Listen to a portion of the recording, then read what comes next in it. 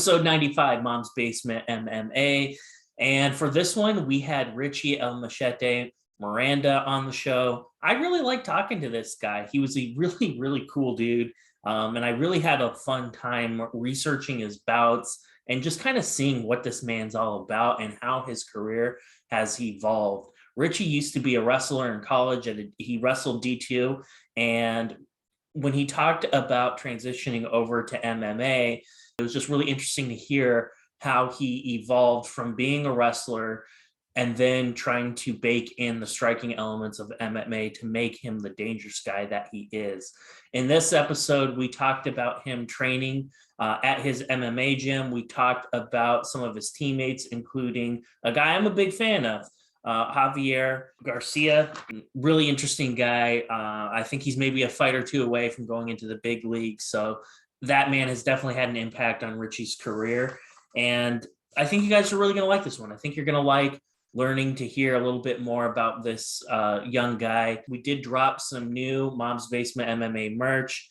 If you're interested in that, click on the link. It is on my Instagram profile, but it is also going to be found in the description for this video. So if you're interested in that, be sure to check that out. And I hope you enjoy the show. As always, my name is Doogie Stollingsworth, and thanks for being here. Thank you for your support, and let's go get it.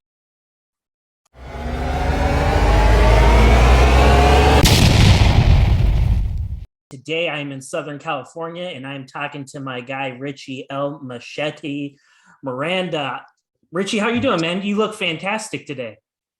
Yeah, thank you. I'm doing good. I just got back from, we had sprints earlier, and then I went over to boxing with my coach, Coach Dale, and then now I'm here.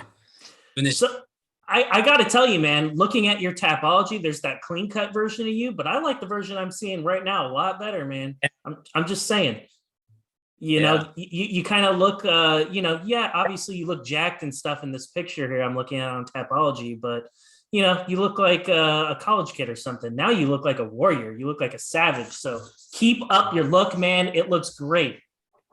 Thank you. Thank you. Talk to me, Richie. For the people who don't know, you train out of CSW Training Center in Santa Ana, California. That's a gym this is my first exposure to the gym. I didn't know you and Javier Garcia were teammates. And he's a guy I'm a huge fan of, by the way. Can you talk to me a little bit about like what is your gym like? Can you talk about the coaches and just how they have helped you develop into like this killing machine that you are today? Yeah, so I got to CSW in 2018, it's Eric Paulson, CSW Combat Submission Wrestling, and our head coach is Ben Jones, and of course Eric Paulson comes in and helps out in and out, and then he runs most of the BJJ and the catch classes. But yeah, man, the gym's on a rise. We got a lot of up and coming amateurs too, and then high level pros too, and young prospects, so it's cool. Coach Ben has a system that I feel has worked really well with my style, and also with all my other teammates. And right now we're 4-0 as in amateurs, and we got one pro coming up next week, and then one in March. So yeah, looking forward to watching them fight, and then it'll be my turn. I'm really curious, like I know you're a relatively young guy still. I know you're not an old geezer like me quite yet, but your time's coming. I have to know how the hell you're doing this, because I'm looking at all of the fights that you've had. You're a very active dude. And that brings me to recovery. There's got to be something that you're doing. I don't care if you are taking care of these guys in the first round. It doesn't matter. Yeah. Like, I understand, like, your camps are weeks long, and I know for a fact you're training way harder in camp than you are for the actual fight. When you're rolling around with guys like Javier and stuff all the time, that takes a toll on your body. What are some of the things that you're doing to make sure that you're able to stay so active? That's crazy. Like, I'm looking at all your fights, man. Like, you fight every 90 days. It's crazy. Yeah, Coach likes to keep us busy, and we're not hurt. And I think of it the same way. But Yeah, definitely. Coach tells us that recovery is really important. You know, same thing with doing your boxing, your striking, and everything. Recovery is a big part. And I mean, I try to take ice baths. I have my own sauna, so I jump into that. But yeah, mostly just ice baths, saunas. You know, stretching and sleep. Also, sleep is important. You know, so getting good.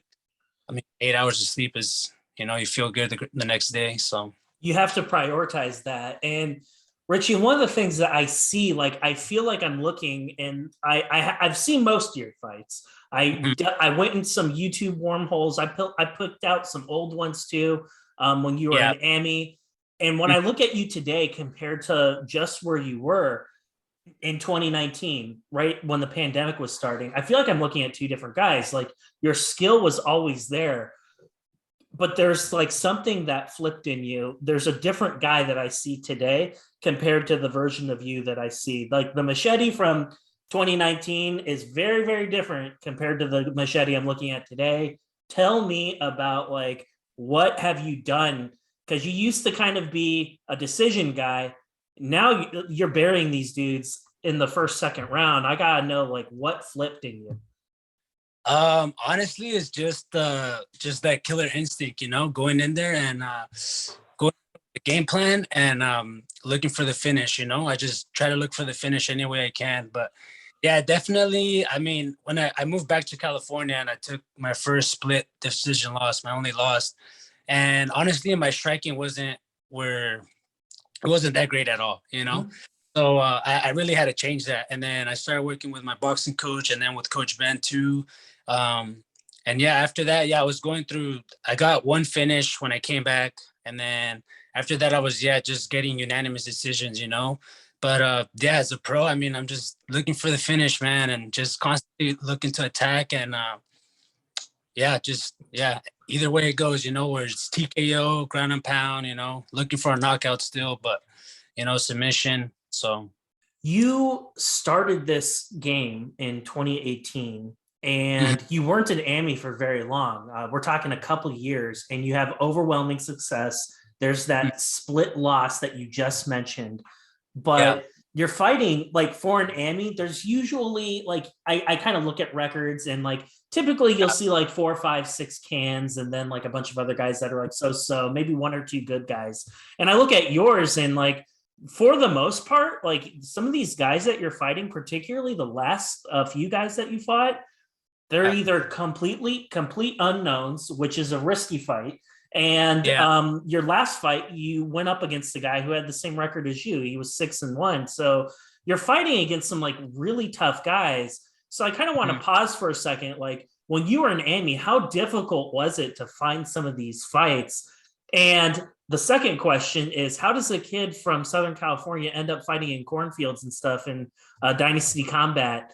That's a promotion that's based out of Lincoln. I got to know how the hell you ended up out there. So yeah, I'm sorry. What was the first question? The first, Getting fight. Yeah, okay. So yeah, dude, I never get to fight the person that's on the poster, I swear. So like an opponent like a week before, a day before, the night before, something happens. So luckily they find somebody and you know, I just think of it as a body, you know, because it happens so much time. So I don't really think about the name. Of course, if I can watch film, I'll watch film. right. But mostly it's just a body to me and I'm looking for a finish. So any way I can finish it, that's my route. But as far as Nebraska, so that's all through wrestling, you know. Um, I wrestled at Santa Ana College first, and from there I moved on to Kearney, where one of my old high school coaches connected me with the coach out there, and yeah, I pretty much just wanted to continue wrestling, you know, and it was either that or Southern Oregon University, and I chose to get out of California and you know see something different. So Kearney was a place, and I'm fortunate to go out there, you know, because I got to wrestle at a high level, you know. So wrestling D2, we're able to wrestle like D1 tournaments, D1 schools, you know, good D2 schools, and you're constantly every weekend you're traveling to a tournament, and then once my eligibility was done, just lifting weight. I say this all the time: lifting weights, wrestling, and running wasn't doing it for me. So I still had the edge to compete, you know. Mhm. And Yeah, I just went to the local martial arts gym. The guy that runs it, his name is Richard Barajas, and it's called Carney Combat Sports. And then, yeah, man, I started training, and I came for winter break, so I had like 2 months of training just jujitsu. My plan was to do a competition before I had a fight. So I came back, and that's when I came to CSW over winter break for a week. So I trained there for a week, went back to finish school, and then literally when I get back, like in January, my buddy was fighting in Scotts Bluff. His name's Jose. Mhm. And he's like, hey, I can get you a fight. And I was like, all right, let me think about it. And then literally I got home and I was like, you know what? Tell the promoter I'm down. We had like a month and a half to train. So I was like, I'm down. I mean, I've been training for a couple of months already. Let's do it. So yeah, February 28th of 2018 was when my amateur career started. And was your game plan just overhand right? We're going to the ground. Yeah, my was just take him down, and clinch him up, take him down, and then ground and pound. And that's literally what I did. Yeah, I think I should have been stopped in the first round because I punched the guy a lot of times. But Well, sometimes with especially some of those smaller shows, it can be a little sus sometimes. That's all I'll say. Yeah, but no, it was all good, and it just started from there, and yeah, I'm here now, still chasing the dream and trying to accomplish my goals. I feel like you have a massive advantage in any wrestler I talk to, somebody who wrestled collegiately at a very high level like you did. Or even if it was just like, hey man, I didn't go to college. I just wrestled in high school and then I decided to, go and get into the fighting scene. I feel like you have like a massive advantage. There's a few reasons for that. Number one, it's the discipline, the background. You're no stranger to cutting weight. You've done it. Mhm. You've done it for years. Yeah, Like there's a lot of things like you've been there, done that. You've been injured before and you've competed when you've been hurt before. And yes, there's a different element. You have to learn how to clinch. You have to learn how to strike and kick and all that other good stuff. But I'd rather learn how to be a striker later. Yeah. And make sure that my grappling would be like on point. You know what I'm saying? Like I feel like there are other guys that like they're mixed around, like they're karate dudes or taekwondo dudes, and then it's like, well, shit, dude, I don't know how to wrestle. I better figure out how to do that. And it's like, oh man, like I'm not saying you can't do that, but I think your path is a lot easier if it's the other way around. Do you agree or disagree with that?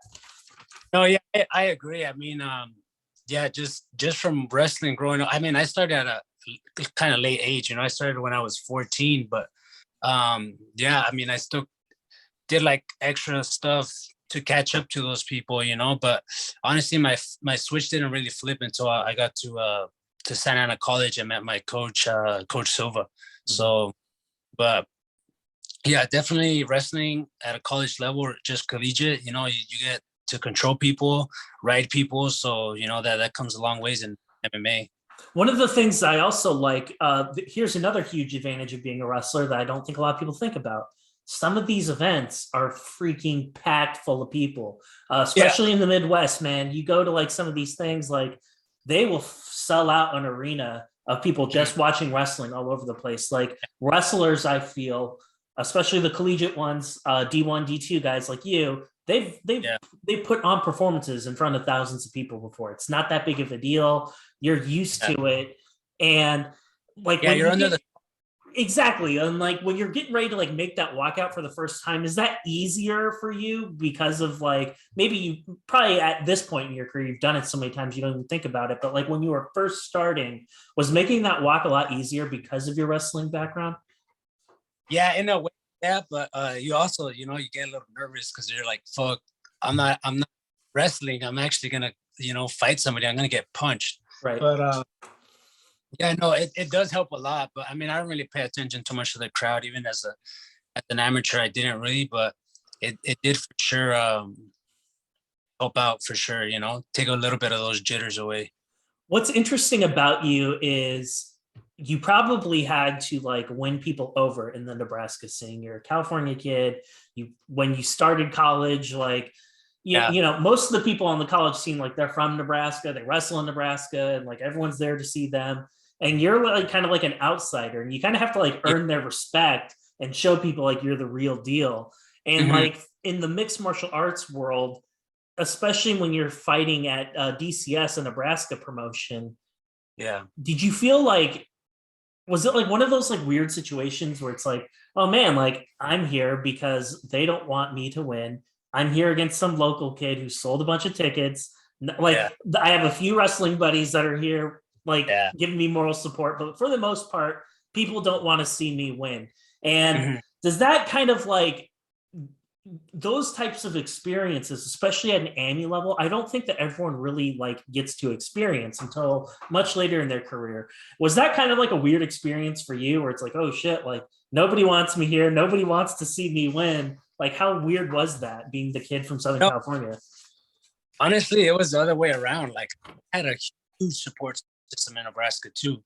Yeah. So I mean, it's just from, I guess, just being a genuine person, you know, and going to college, and I met so many college students, and then other people, you know, working side jobs. So yeah, I mean, usually when I would come out, it was loud, and you know, I had a big crowd, so it was the opposite. But I've been there before at this Cage Warriors one. I was just going to ask you about this.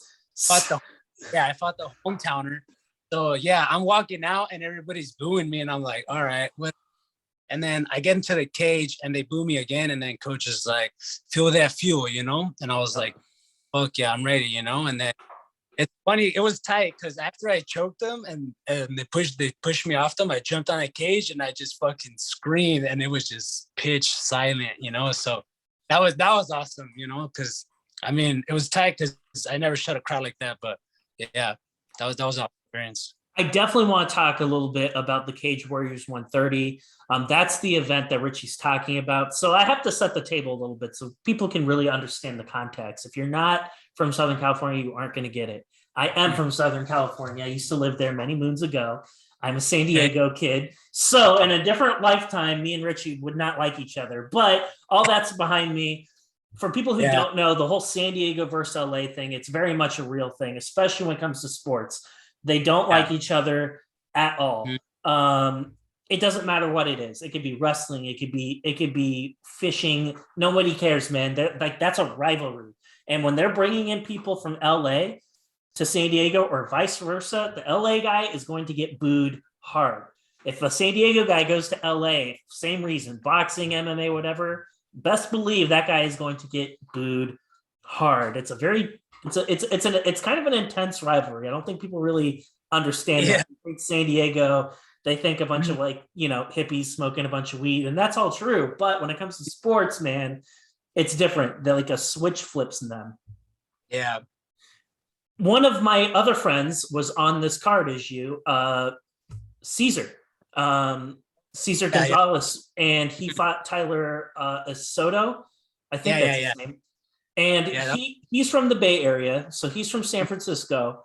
And he explained to me when he was getting ready, when he was showing up to the venue, he really quickly found out. He's like, oh wow, they brought me here to lose. Nobody really cares about me. Nobody really wants to see me win.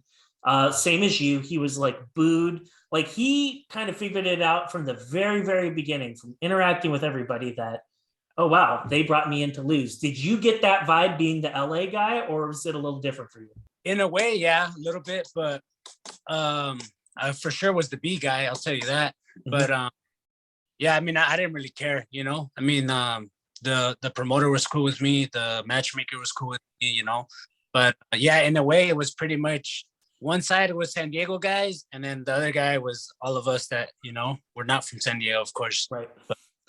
And for you, like Caesar's the first fight of the night, and you are the first fight of the main card. So they were probably extra pissed at Caesar for winning. Now you get up there, main card, and talk to me a little bit about James Lynch. Now people are going to look at James Lynch, and it sucks for you because people don't remember. It's like, well, he was 3-1 when you're getting ready to fight him. And now you look at his record with that additional L you hung on him. He looks like a scrub, but I don't think he is. I think he's a tough dude.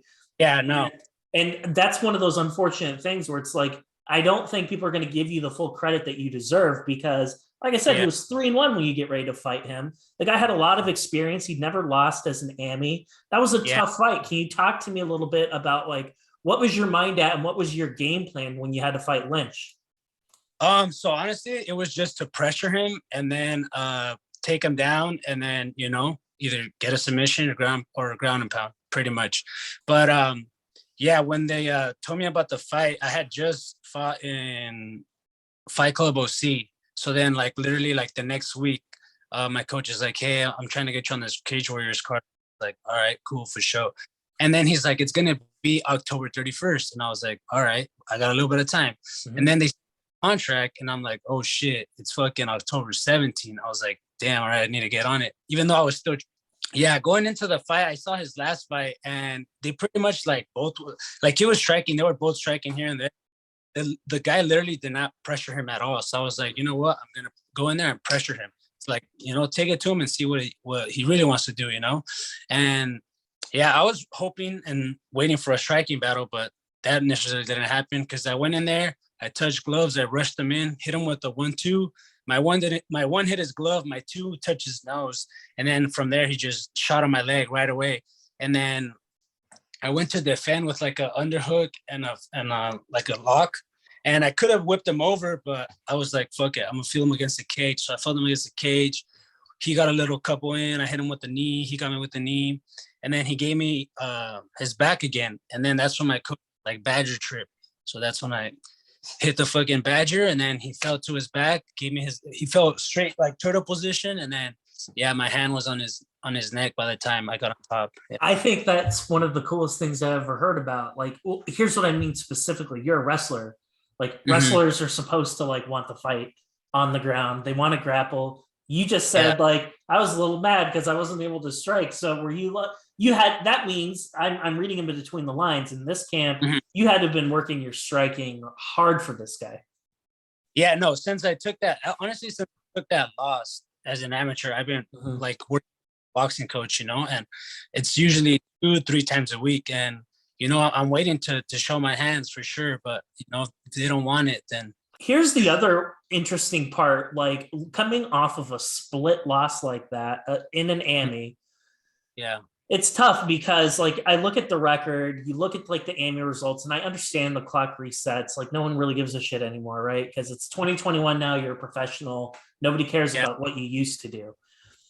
One of the interesting things, and I ask questions. I ask this question for people who have been wildly successful like you. Number one, people expect you to win every single time you go out in the cage, every single time. And now you're setting a really high bar where it's like you're not just winning, you're dominating fights. You're getting guys out of there quick. Is that like another level of like pressure that's like on your shoulders to sustain that? Like number one, I guess it's a 2-part question, Richie. Number one, it's like, how do you not let the I have to finish this guy kind of mentality not get to you? Because I feel if you like latch onto that philosophy, you're going to rush something and get caught, and guys get caught all the time. So it's like, how do you balance that out? And then also, how do you not buy into your own hype? Like you wrestle, you spar against Javier Garcia, who's a freaking monster. You do really well. I saw your little story on Instagram where you guys had a little wrestling match, and you won. That was pretty dope. But like, there are a lot of guys though. It comes to a point where they start buying into their own hype a little bit, and they become difficult to coach. They become difficult to like. They don't listen, man. They don't want to listen until things start going bad. So you seem like a very humble dude who's really chill and easy to coach. So like, how do you kind of like balance out all the expectations of being a fight finisher and being coachable at the same time? I mean, yeah, I guess I always try to look for the finish, but I always, in my back of my head, I always think I'm going to find a way to win, either way, I'm going to find a way to win somehow, even if it's edging a unanimous decision or a split decision win, which I've had both, and multiple in the UDs. But yeah, man, it's just that wrestling mindset that I'm always gonna try to find a way to win, And I mean, if I lose, I know some losses might come in my career, but I'm just gonna have to bounce back and keep going. But If you never take an L, that means like you're never fighting anybody good. Yeah, exactly. I mean, that's shitty to say. Everyone's going to like for the most part, everyone's going to take an L eventually. And you know what? Like, I'm gonna shift gears. I got to ask you, the Machete. That is a freaking badass name. Where does it come from? So that came from my coach, Richard Barajas, and my first coach, Aska, because he's like, hey, you sound like Danny Trejo, like your voice. So he's like, your nickname should be El Machete. And I was like, all right. The announcer was like, hey, what's your nickname? And I was like, El Machete, I guess. So yeah, it just stuck from there. You got to get some knives and stuff tattooed on you somewhere, man. I have one right here. Oh, okay. That looks like a shiv. Yeah, I do have a bunch though. I do have a bunch of swords on my leg too.